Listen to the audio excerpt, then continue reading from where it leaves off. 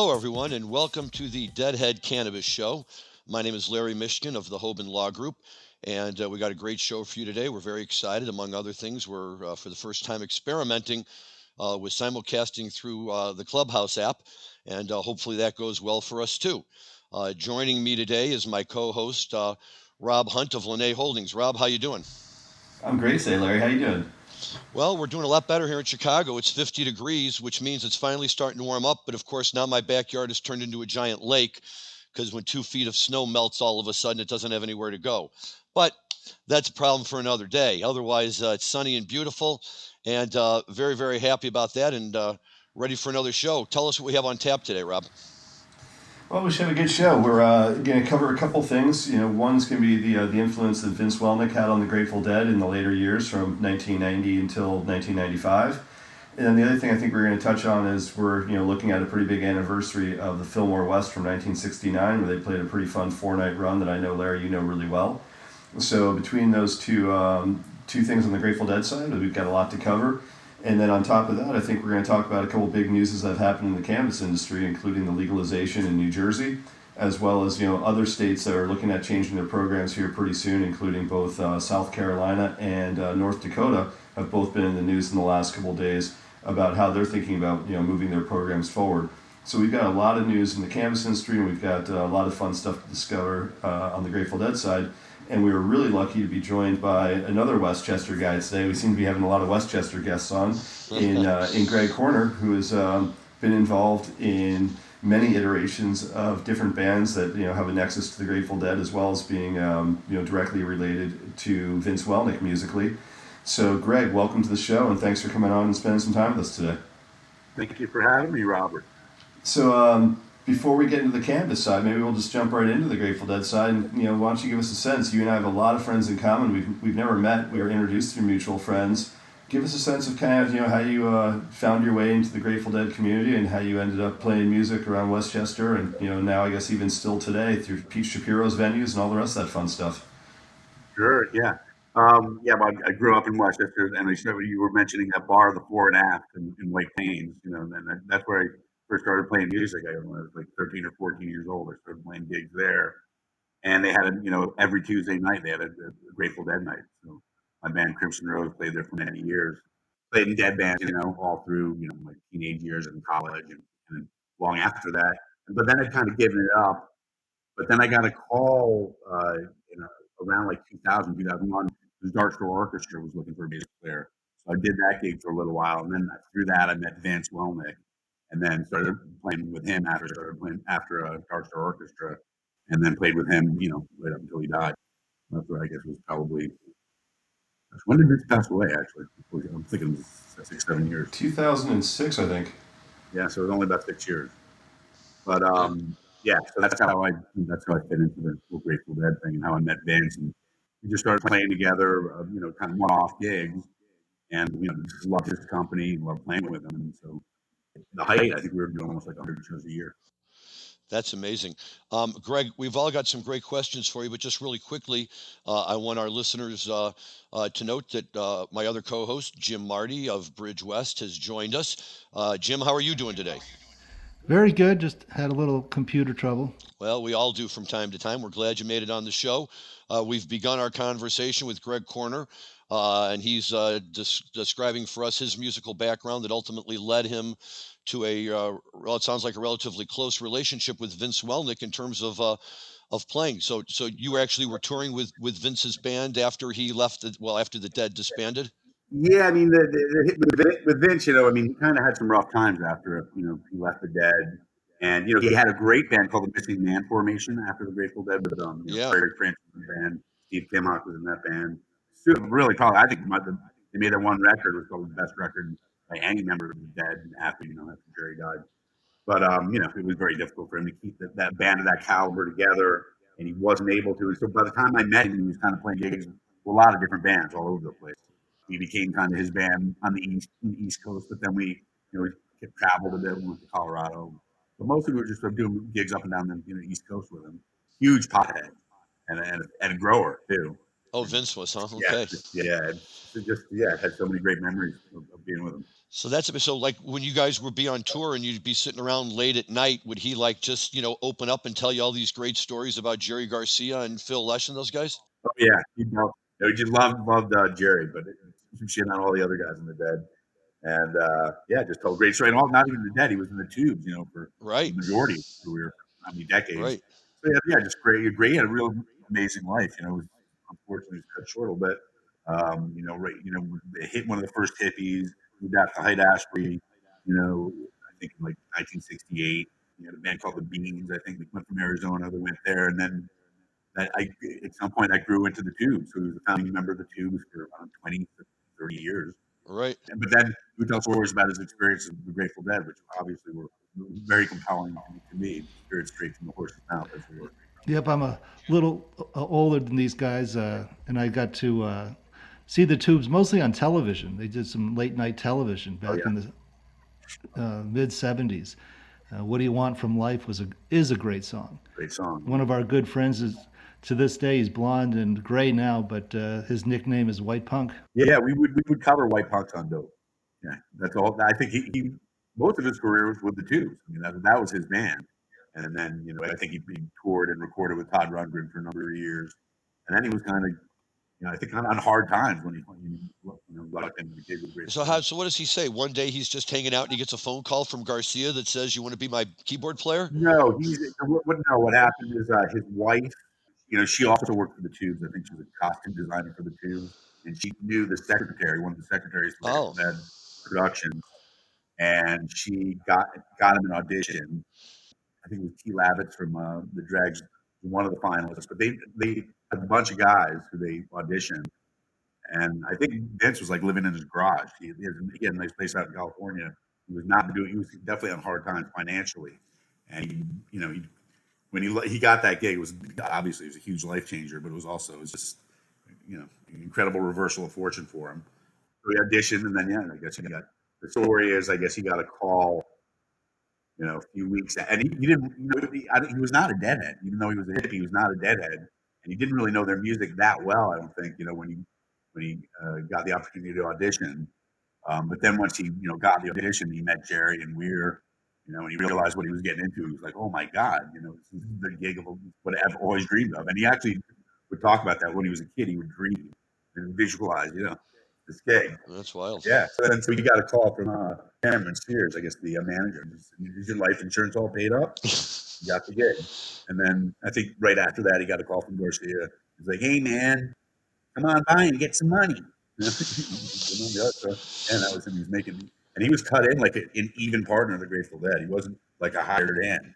He was just making the same amount of money from the touring as I think Jerry. So it was a huge.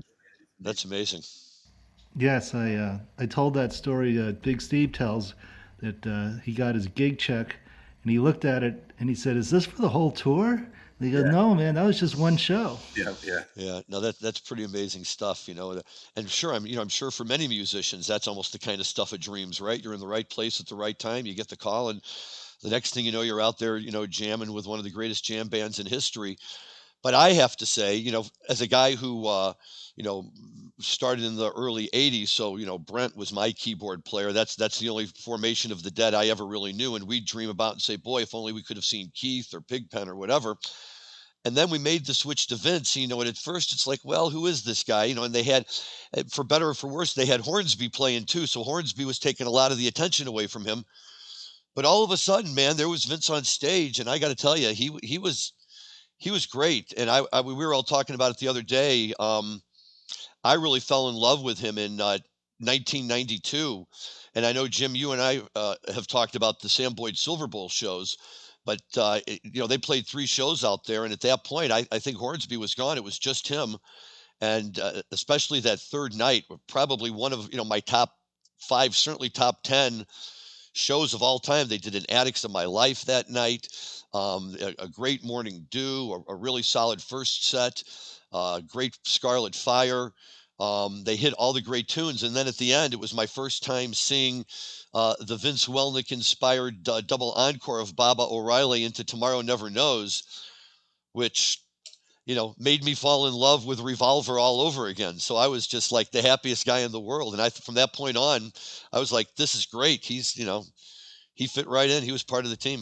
Yep. So I was at those shows. They were wonderful. I remember there was a big, tall post with a thermometer on top of it behind Jerry. And like at midnight, it said 100 degrees. Yeah, it was warm. Definitely warm out in the desert in Las Vegas. No doubt about it. But yeah, from that moment on. And then what I found is people would come to me and say, you saw Brent play in concert? Wow, that's so cool. And I was like, I love Brent. He was my guy, but this is my guy now. It's next man up, and Vince stepped up, and I give him total credit for stepping into a tough situation, and as far as I could tell, blended in pretty seamlessly. Rob, what are your thoughts?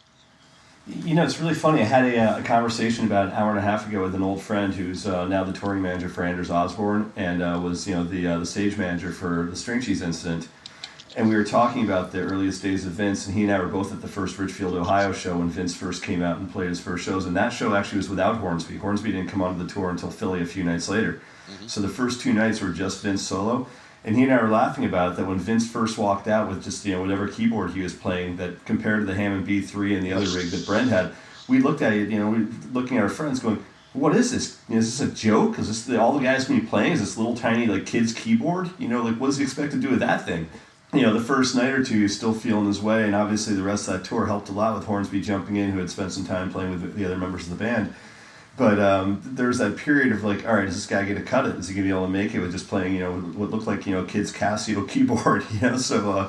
So we were a little concerned. But for me, when it really took off is that, I brought this up recently when we were talking about Eyes of the World from Nassau. And I said, how the sounds that Branford put into the estimated profit were things then that Vince was able to do very similar with his keyboard to mimic the sounds that Branford had done in 1990 when Brent was still playing, and start putting in really cool, funky noises. And this is when the whole band was experimenting a lot more with MIDI. So there's all sorts of wind chime noises and brass noises that were coming out of Phil's bass and coming out of Jerry's guitar. And that then Vince really started getting into what could he do with his keyboard and what sounds could he sample in there. And started getting really cool. So, to your point, I might not have been the biggest Samba in the Rain fan, but I certainly, hit a point where, the influence of Vince is very real, especially in the song choices and the song selection, and especially with the Beatles influence that he brought to the band. So, Greg, I don't know if you could speak, really quickly of someone that spent as much time with Vince as you did. Was he a huge Beatles fan? Yeah. He was huge. Yeah, huge Beatles fan. But also one thing I will say, because you said the Casio thing, which used to drive him crazy, and it should be, he said a lot, I've read it elsewhere, but he would say it frequently that when he joined the Dead, it was not his choice not to have the Hammond sounds and a lot of other sounds that he wanted. They wanted to do the MIDI stuff. They had Bob Brailer, program it. So, yeah, that wasn't necessarily his. He was a great organ player, but they definitely did not want him to play any That's organ. Interesting. So, yeah, I always thought that was interesting, too. And I think he kind of bumped, because let's face it, there's a lot of Deadheads he never gets respect from because he wasn't Brent or whatever, and Brent never got so much because he wasn't Pigpen, whatever. But yeah, he would always bristle about that because it was not his choice what sounds he was allowed to use. Actually, let me ask you this, Greg, and far be it from us to ever go anywhere where people don't want us to go, but as Deadheads who were really into it, and like I say, really took Vince under our wing.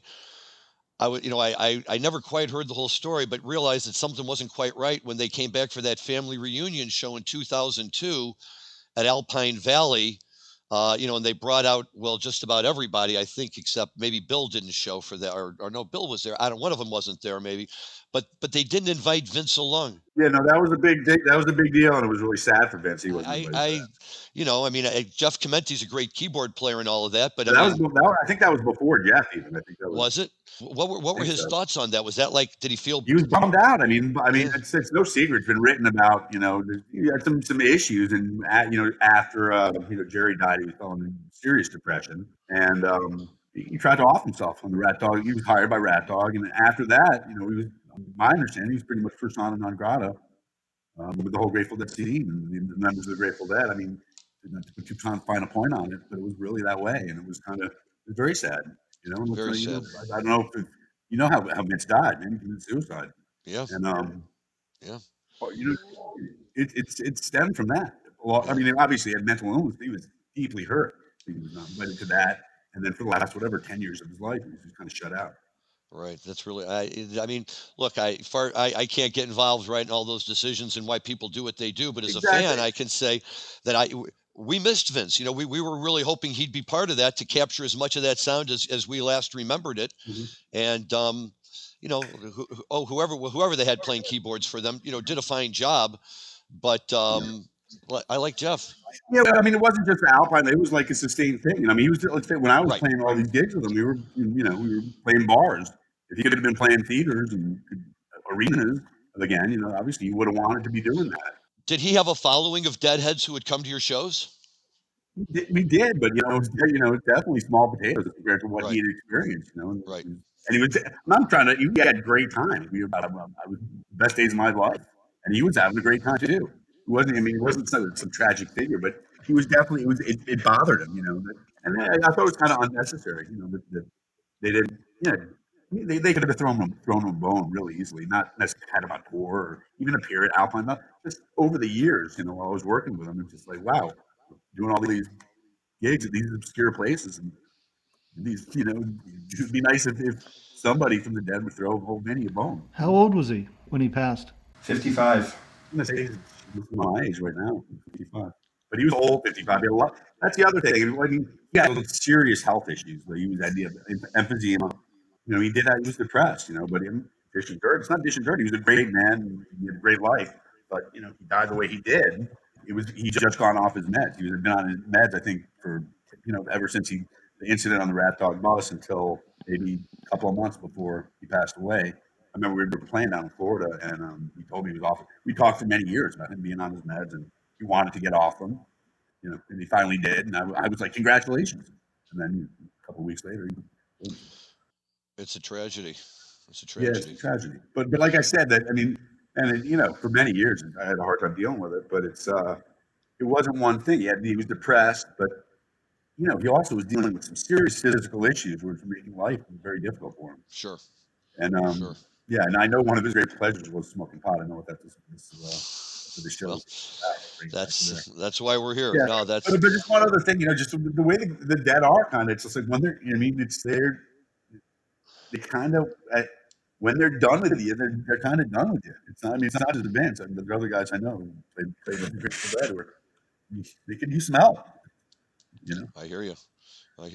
Well, Jim, this kind of makes you the old man of the group. Not that you weren't already, of course, but you've seen who? You saw Keith, you saw Brent, you saw Vince. You've got us on that. So you're uniquely positioned to bring your perspective to the table on that. Well, I was lucky enough to see not only the Bruce Hornsby Vince duet with the Grateful Dead. For a number of years in the early 90s, they would come to Denver in between Thanksgiving and Christmas, early December, and do some shows. So, yeah, I got to see a lot of Vince shows, Vegas and Denver, and he was always a great addition to the band. Loved it. I believe it was July of 1990 was when Brent Midland passed away. Right. And so that's when. So it'd been 1990 when Vince came into the Grateful Dead. Yeah, I think he really did invigorate the Dead as far as the repertoire and his vocal harmonies, and he got. I know Jerry loved it. We also got a new lease on life. I mean, I remember after Brent passed, there was a lot of questions of would the band go on, without Brent. I'd only seen 12 Brent shows. I ended up seeing 138 shows or 135 shows with Vinny. So I'm a true Vinny guy, right? Nice. And I remember being an 18-year-old kid getting the news that Brent had passed and thinking like, oh my God, this is over before it even really got started for me. I can't believe I missed it. So, in many ways, like, thank goodness for Vince Welnick, to come in there and step it up and get the band excited. Because when they came back out and announced the fall tour was still on, like, for me, that was like, there's no way they're going to get a person in there and train so fast to learn the entire repertoire in 4 months. And, Vince came out strong. So, thank goodness for Vince Welnick coming in when he did. Yeah, shifting gears a little bit, Greg. I mean, a couple things I didn't know about you, which is, your DSO affiliation as well.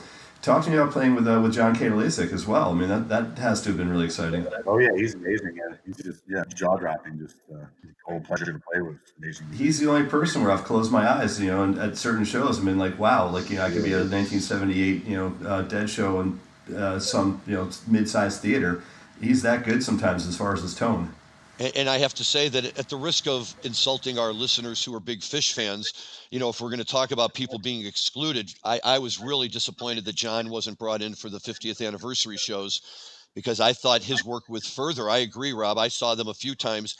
And when he was up there playing, he filled those Jerry holes as well as anybody did. He sang all the great tunes. He really know how to do it. I mean, that he'd spent his whole life playing Jerry, and he really had it down to a science. And I get that Trey's a big name, and Trey's a great guitar player. I don't deny that. And he knows how to play to a large stadium. But boy, I'm a big John Kadalassic fan, and I was sorry he didn't get the chance to keep playing with him. Yeah, I really enjoyed Dark Star Orchestra. Seen them many times. Yeah, I heard Rob Eaton took a fall and broke his wrist. He can't play his guitar right now. Yeah, I read about that as well. Yeah, I think he's going to be okay though. Yeah, it's got some screws in it. Yeah. So let's ask about that, though, playing with Dark Star Orchestra, because now you're not just playing Dead. You got to be prepared on any given night to play a 1960s show, a 1990s show, a 1970s show. Just remembering the songs, how do you, they love each other. Oops, it's 73. Yeah, when I got that gig, like I said, I'd not been playing. The one time in my whole life, I kind of put down my bass. I wasn't playing that much. And then through my friend Cotter Michaels, who still does sound, I think, for Dark Star. I guess not anymore because of the pandemic, but he, he's done a lot of really cool gigs as a sound engineer, and he needed a bass player, and I remember Scott, who was the keyboard player and the leader of the band. I got in touch with him, and he's like, "Send us a demo," and I didn't have it. I'd like send him a cassette, and then they called me up, and I was playing that for Rockford, Illinois. I didn't know if I hadn't met any of the guys. I met all the guys in the band literally. I'm going to say a half hour before we went on. Half hour before the sound check. Wow. That sounds very Dead-esque. It's just crazy the way Grateful Dead music, and from that time, after that, I met, Vince and played with him and played with tons of other Grateful Dead bands since then and before then too. And now I'm playing with Unlimited Devotion, which is a band down here in Florida. I just moved down here, and they've got gigs all over the place. It's just amazing how the Grateful Dead music, and it's such a huge influence on the culture, and the whole tribute band, cover band is just insane. How every single city has one. Was Tim Walter managing DSO when you were with him? I think he was at that point. Yeah. Yeah, Tim's a great guy who put on the All Good Music Festival for years in West Virginia. Right, he's an all good guy. Yeah. Lots of work at the State Theater and guy in the Maryland kind of concert industry for many years. Yeah. I mean, he did everything at in DC and Baltimore, and he had two different markets. So he was running, the Jamband scene for a long time. Yeah, I don't know what he's up to now. So, Greg, having talked to musicians about doing entire shows, the real challenge is there's always one or two obscure songs that you've got to learn just for that gig. So true. Yeah, because most of the songs, I really, it's part of my DNA. I just know it. Not even thinking about it, you can play them. Sometimes when I have to sing, that I have to kind of turn my brain back on. But this band that I'm playing with now, Unlimited Devotion, it seems like every show there's at least one or two obscure songs that I have to go back and. Given it, what are some of the more obscure ones that you weren't expecting or that you've had to go back? For example, New Potato Caboose. There's we're gonna play that one. Really? That's one I've never played before. Or I'm trying to think of some really obscure ones that they've thrown at me. Yeah, like the 11, William Tell. Well, I was just going to ask you about the 11, and that makes a good bridge to where we want to go. But yeah, that one I had never played before. The 11 is a tough tune. J-Rad plays it better than anybody I've ever heard, almost better than the Dead. But it's a tough tune. I mean, I know the time signature is tough, and that the lyrics are tough, and but it's one of my favorite Dead songs. The vocals are really tough, yeah. But yeah, it's when you think about it, when our whole 30-year career of the Grateful Dead, how many songs that are out? There's probably 1,000 songs, right? And then if you want to cover their covers, now you're adding another 1,000. There you go. Or the Jerry Band repertoire, right? Jerry Band One Night, all of that stuff. There's just so much of it. That's just crazy. It is. It's like that Blues Brothers thing. I play both kinds of music, country and western. Right. Both kinds of music, Grateful Dead and Jerry. What if we ain't got no union cards? Right. That's right. Rawhide never sounded better. So, Greg, I got to think that, having also gotten to play with guys like Jorma, who is it that you've actually played with that, you're most in awe of kind of? Yeah, I definitely played with a lot of my heroes, I got to say. It's really gratifying. Wish I'd played there's a lot of them still on my list. But I mean, one people I played with a lot were, Charles Neville. I played after Vince died. I started playing with him. I played with him a bit, but no, I did a lot of gigs with Charles, for a few years. Henry Butler from New Orleans. But yeah, I don't want to drop names. But yeah, drop names, please. Drop them. Does anyone stand out as wow, what an amazing experience and what an incredible musician? Yeah, it's definitely a highlight, man. Vince is a highlight of my musical life for sure. He was just incredible knowledge, just really gift as far as voicing and piano playing and singing. And yeah, and also he's a great writer too. He did a lot of his originals. So anyway, Vince he's up there. I named Charles and Henry. Those are But you talk about Vince, and look, I'm not a musician, but I have to believe that if you're going to go into the Beatles songbook, Tomorrow Never Knows has to be one of the more trickier tunes, to pull out and arrange to play, isn't it? As opposed to like Love Me Do. And I would say I would have to disagree with that. Actually, I would have to disagree. Chordally, it's one song. It's one chord. Okay. Really. Then there you go. It's a weird song. It's definitely hard to do it well and get the whole vibe, but I wouldn't say it's the hardest Beatles song. Well, good. I stand corrected. He did a bunch of weird, like It's All Too Much, and we covered that with the Dead. And Rain and Lucy in the Sky. Lucy in the Sky, right now. That was him bringing that back, yeah. And some of these songs that they'd been rumored forever that they were going to play, and then they finally started playing them, right? Day Tripper I heard in the early 80s, I guess. Day Tripper was 85, though. That was pre-Vince. I thought they'd bring it back with Vince. I know he brought it back, Here Comes Sunshine. That was his responsibility. I was there for that breakout in Tempe, Arizona. What a great night to open the first set.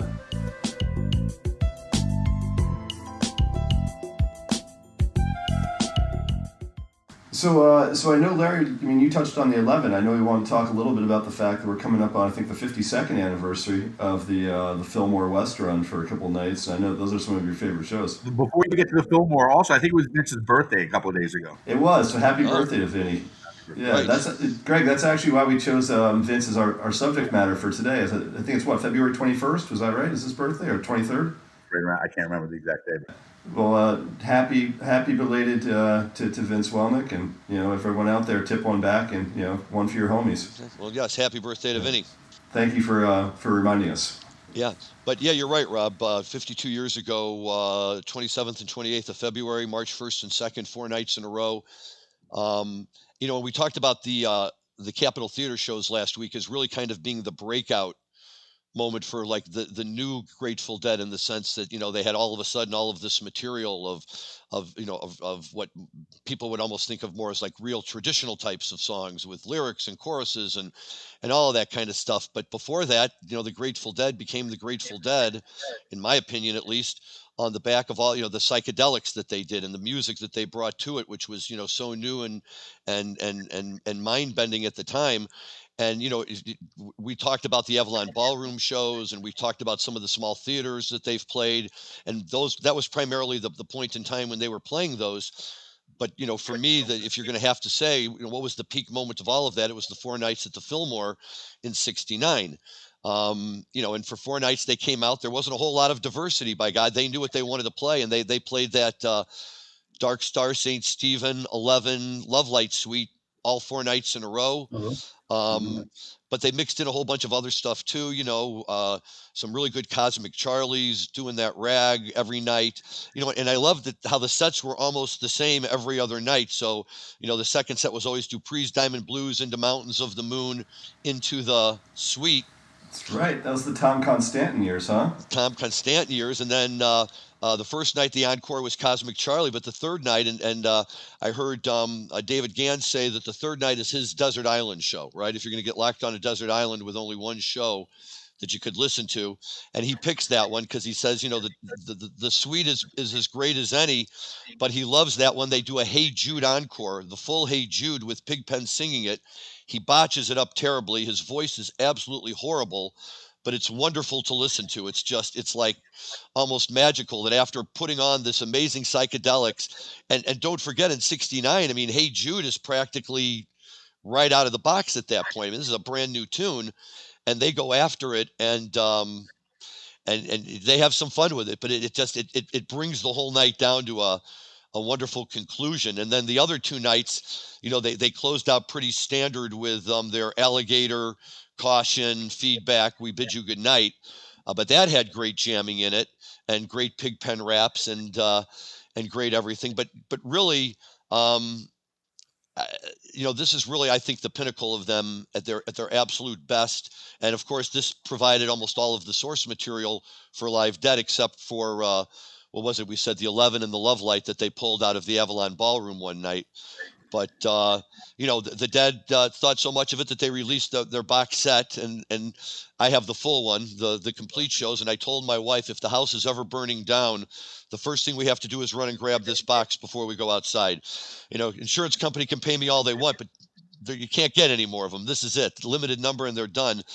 But for me, it really is what made me ultimately fall in love with the Dead, and how much I appreciate everything else they do, because I see this psychedelic thread run through everything. And it's great to go back and just take a look at it sometime, and think about how amazing it was to be at these shows in 1969 when this was brand new, and Dark Star hadn't been played 2,000 times. They were still figuring out how to play it and how to hook it up with St. Stephen and, the William Tell bridge that they, threw in there for a little while and everything. And it was them being creative and doing it in a great way.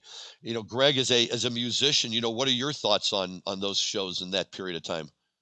I mean, that Primal Dead era was very brilliant. They were genius. Some of the music they made during that time was arguably their peak. They had a lot of different peaks, but those are amazing. The same era as the Capitol Theater shows, basically. A couple of years earlier, I think. Yeah. Was it a couple of years earlier than that? Yeah. But the St. Stephen era, those recordings those were all from. I thought they were from. I didn't know that they were from. Fillmore. I thought that they were Avalon Ballroom, but I know. But that era just it was the template for the whole psychedelic kind of experience for a lot of people, I think. Yeah. What was your favorite era to cover when you played with DSO? If they came and said we got a set we want to play, I would say the Brent era. I'd say the Brent era. See, so that's great. You grew up at Deadhead. The next thing you know, you're playing with DSO, and then you're playing with Vince. I mean, it really doesn't get much better than that. Yeah, it was awesome. I enjoyed it, and I still enjoy it now. It's a blend. Thank God for the Grateful Dead and the music that they made and what they created. Well, and here's the way I look at it. We're sitting here today, and we're talking about the 50th anniversary of these shows at the Fillmore. Amazing. It's amazing how old it is now. Yeah, it's scary. Yeah. Right. I was born if you go back 50 years from when I was born, I mean, that's like the beginning of, the 1900s, and that's ancient. This feels as fresh as it did. I mean, it's just amazing to think that it's 50 years old and it's still, you could play this anywhere, and, people who are fans of music are going to love it. It's so old that Jim wasn't even seeing shows yet. But Larry, you were at those shows, you're saying? Oh, no. I was not. No, I was 8 years old at the time of those shows. Sorry. And no, believe me, I wish I was at those shows. But they are shows that, it took me a while, right? You had to get into the Dead, and I was, in the early 1980s, and that was my Dead music. And little by little, I went back and I started experimenting with the earlier stuff, and finally found my way into the late 1960s and just discovered that, I mean, to be able to put on a Dark Star for 25 minutes and, just sit there and listen to them and do it differently every time, but, just as mesmerizing each time was a whole new way to listen to music. I love it. Yeah. It's just amazing the way, the way, at least for myself, the way I got into the Grateful. Well, first I didn't like them, and then when I was 12 or 13, and then, Right. Skeletons from the Closet, borrowed that record. And then it was, it's interesting, I guess. And that was one of the first concerts I went to in 1979, Nassau Coliseum. And then immediately I was like, I get it now. So, and then after that, to just, discover all the different, eras of the music, over the next several years. So you just missed Keith, and you got the first, very early Brent. Very, must have been one of the first tours. Because Jim Marty's with us. His first show was the Springfield Coliseum, the 11579, where he still actually caught Keith on there. And then his next show was a Brent show a few months later. So right in April, wasn't it, Jim? One of his very first shows. I would highly recommend to anybody, if you really want to explore the Grateful Dead and really get to their guts. And I love that term, Primal Dead. I think that's a great way to describe it. Get your hands on some of this music. It's on YouTube, it's anywhere, but get your hands on it and just listen to it for a little while. And, and then if you read, Ken Kesey, and Tom Wolfe talking about the electric Kool-Aid acid test. This is exactly when this is happening, and all of that stuff is going on. And that reminds me, I just want to jump in here really quick. We had talked about quotes, and I was looking through all of this stuff, and it got me into the original box set, So Many Roads, if you remember that one. And in the booklet, I was reading through, and there's this great Ken Kesey quote to Peter Shapiro, and Kesey says, "When you see a magic trick, there's a crack in your mind. You know it's a trick, but you can't figure it out. That crack lets in all the light. It opens up all the possibilities. When that little split thing happens, when the Dead are playing and everybody in the audience goes, 'Wow, did you see that?' That is the moment. And kids will watch 5 hours of mediocre music to have that one click happen because that puts them in touch with the invisible." And I'm like, that's it in a nutshell, right? We'll go around and we'll track down 25 shows. Some of them are, but you have to be there that one night when they break out Here Comes Sunshine, or they play a song a different way for the first time, and it just blows your mind. And that's why we keep coming back. So, hey, Greg, we're going to talk about cannabis for a few seconds here, and we'd love to have you join us on that as well, because I'm guessing you might know a thing or two about the cannabis space as well. Big hothead. I'm a lawyer, too, so I have a bit of a... Yeah. Oh, welcome to the club. As are me and Larry, so unfortunately we're all attorneys that still like our cannabis. Or luckily. So, but would you be willing to stick around for a couple minutes after and take a couple questions from Clubhouse so we can figure out how to make this work? Sure. Awesome. Wonderful. Thanks, man. Wonderful. So, Larry, what's happening in the world of cannabis this week? Oh, my goodness. Well, I know that for our friends out on the East Coast, they're all excited because New Jersey's finally pulled the trigger, and they're going to have an adult use program out there. As a Midwest guy, I'm just happy for anybody. But I know that for folks who live in New Jersey, it's a big thing, not just because they're going to get legal weed, but because New York doesn't have it yet. So for once, Jersey's ahead of New York is what you're saying? That's what it seems like to me. We'll see how long it takes Cuomo to rebound on that one. But good for New Jersey. That's hats off to them. And I think that, and we've talked about this, that the East Coast hasn't really come of age in the cannabis world yet.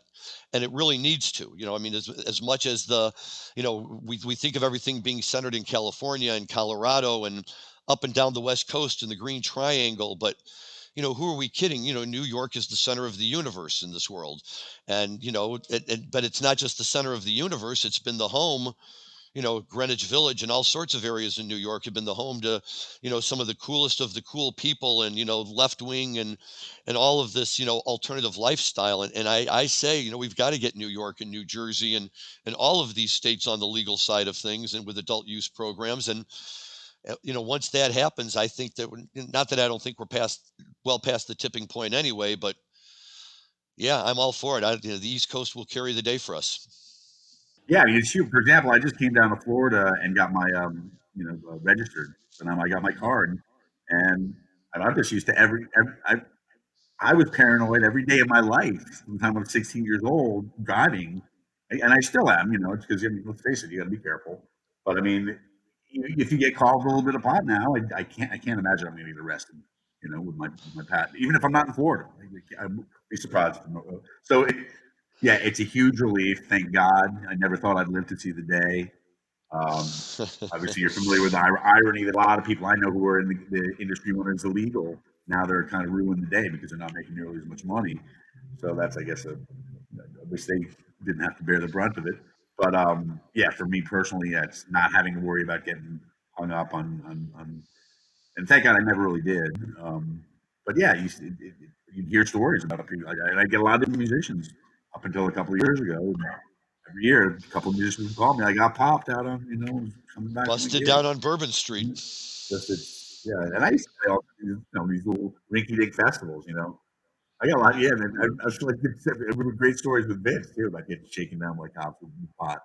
And look, there's Scott Guberman, Scott is, he's a keyboard player, but some very funny stories about like getting. It wasn't funny for him because he ended up getting, I think, arrested. But the cops would just like stay outside these festivals and just. Yeah, I think it's funny because I think back to my time on tour, and I think about all the people these days that discuss the cannabis industry and how it's evolved. And I think back to on tour for years, you used to see those checkpoints that would say, drug checkpoint ahead. And then the cops would just sit on the exit ramp, and anyone that pulled off on that exit, they just pop right there. And, anyone that wasn't, smart enough to realize that it was just a setup and just don't pull over on the next exit ramp, you're probably going to get through fine. But I remember, it was basically any major highway between venues, you knew that it was, like zebras crossing the African River waiting for the crocodiles to get you, that you had, 600 miles between cities of going, I hope I don't get popped between here and there, depending on what you're, riding dirty with. Well, so it's... And I'll tell you, Rob, you're absolutely right. And for us, I think one of the scariest places to ever have to drive from post-show was out of Alpine Valley. The Wisconsin cops, I mean, they were notorious, on the way in. But funny, too, they'd always have a guy in a van right at, like, when you got off the highway where you had to go and then pull up on a little country road and make a left turn at a stop sign. And they had a guy sitting there in a VW bus wearing a tie-dye shirt and a headband. And he'd be looking into cars to radio ahead. But you could always figure out who he was because he had on black socks and wingtips. Yeah, exactly. Even they didn't even know how to look cool when they tried. But they would just, and then after the show, you had to drive, 45 minutes in Wisconsin before you got to the Illinois border. And that was always, not anywhere you wanted to be after a show. Well, we don't have time today, but sometime I'll tell you the story of Saratoga Springs for a Fish concert. When the New York State Police had a DUI checkpoint going into the show at 2 p.m. Yeah, my son and I called that the Father's Day Massacre because it was Father's Day. Oh, God. That's no fun. When you got quotas to fill, you're going to have people at those gatherings that'll help you fill quotas. So, but that's why we're pushing this other stuff, and that's why it's good that New Jersey's taking the lead for the East Coast and, helping them push it through. Yeah, I mean, that's the good news we were talking about before the show, too, Larry, is we also saw some movement this week out of North Dakota and out of South Carolina, and those are two of the more conservative states in the Union. South Carolina just did a poll of all its people, and there's a 5-1 in favor of medicinal cannabis in South Carolina. So at this point, the state legislature has to know it's a foregone conclusion that even in very conservative South Carolina, it's going to pass overwhelmingly. So, does that state legislature try to get ahead of the question and put something, through the House rather than waiting for a ballot initiative? Hey, I'd like to think that on marijuana, even Ted Cruz and Josh Hawley could get along with people, right? I mean, it's such a that's a stretch, man. Well, but it's such a common thing because look what you just said. Come on, let's take North Dakota. What liberal Democrat ever has a chance of going in there and even getting a measurable percentage of votes? And yet on something like marijuana, these guys are voting for it, not close, overwhelmingly. Yeah. It's just got unquestioned support everywhere, which means that everybody on both sides of the aisle like it and use it. And I think that's great. We talk all the time. It's a great common denominator for people. And, I'm happy to see that North Dakota is doing that. And I'm happy to see that South Carolina is doing that. I had a good buddy who got busted down in South Carolina a number of years ago. Some guy came up to him and said, "You want to buy some marijuana?" and opened up a bag. And while my buddy was standing there looking at it, the cops came up from behind and busted him and the other guy. And all of a sudden I get a call from my buddy, "Hey, can you send me down some bail money?" It was the stupidest thing in the world. Now you can walk into a dispensary and look all you want. You don't have to worry about it. Yep. So I see we're coming to the end of our time slot. Rob, you want to talk to us about Clubhouse and what we have going there?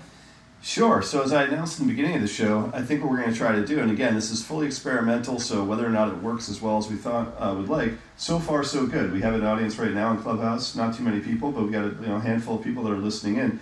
What we're going to try to do is open this up, and I'm going to switch off my microphone on the computer and move over to Clubhouse, and hopefully it gets piped in through our producer, Dan Humiston's home studio, and we'll be able to take some questions from the audience. So you guys will be hearing this through Dan's studio, and I'll be sitting on a different feed. Before I do, I definitely want to say thank you to Greg for telling us some great stories about the Dead, and also for the Dead-related acts he's been a part of in all of his own work as a musician. I'd also like to say that next week I think we've got some cool stuff that we're doing. I think Mardi Gras is going to be a theme that we're going to be looking into, and sort of the Chinese New Year Mardi Gras years that the Grateful Dead have done, and some of the really fun stuff we've seen there. So we've got another great guest coming to join us for next week. So please, we're going to try this Clubhouse thing again and see if we can't keep doing live simulcasts, if we can make this work. So we are not going to say goodbye right now. We are going to transition over and see if we can't take some questions. And please stick around and join us. If anyone has any questions for Greg Koerner or for Larry Mishkin and Jim Marty, please let us know. So I'm going to bring Raymond. Why don't you come up on stage and let us know if you have a question for any of the panelists discussing Grateful Dead and cannabis right now. How you doing, Raymond? What's going on, man? Oh, I was just, like I said, man, I had actually meant to take my hand down. I didn't really have a question. I just really enjoyed the conversation. Thank you for doing this simulcast. And when I forgot it was a simulcast of a podcast and I raised my hand initially was because he talked about Unlimited Devotion. And I used to live in Florida. It was before Unlimited Devotion came on the scene when Crazy Fingers and Uncle John's Band were the two big games in town. But I was curious if, Greg, if you ever played with Jim Weiss, man, that is one of my good homies. That's family. Oh, yeah. Yeah, I know Jim, yeah. I just played a game with him a couple of weeks ago. He's amazing, yeah, great keyboard player. Yeah, I know he plays with them on and off. He's a good buddy of mine. He's come out to Cali and hung out a couple times. Oh, cool, yeah, he's awesome. He's great. And he's got his band, he plays in the Heavy Pets. Oh, yeah, dude, big fan. They got a rhythm section. They got a Heavy Pets rhythm section. So him, Tony, and Jamie, it's just called Lather Up, no vocals, all very psychedelic. Jazz, amazing. Yeah, but I don't think the Heavy Pets that's the thing. Like the Grateful Dead cover band thing, like the Heavy Pets were probably one of the biggest original bands in Florida with Jim's band. Oh yeah, I don't think they're playing now because of COVID and whatnot. But the Grateful Dead cover band's still happening all over the place. Oh yeah, they used to play with Crazy Fingers in South Florida quite frequently, and I used to work at Spirit of Swanee Music Park, so I know a lot of these Florida cats quite well. Well, with that, I think that's all we probably have today for the Deadhead Cannabis Show. So I'll sign off and say again, thank you to our guest, Greg Koerner. And as always, Larry and Jim, it's a pleasure. And we'll see you guys next week to talk more weed and more Grateful Dead. Excellent. Thank you, guys. It's always a pleasure, Greg. Thank you very much. Great to meet you guys. For sure. And all of our listeners out there, we hope you enjoyed the show. We'll look forward to listening to you again next week. Stay safe, be careful, and enjoy your cannabis responsibly. Thank you.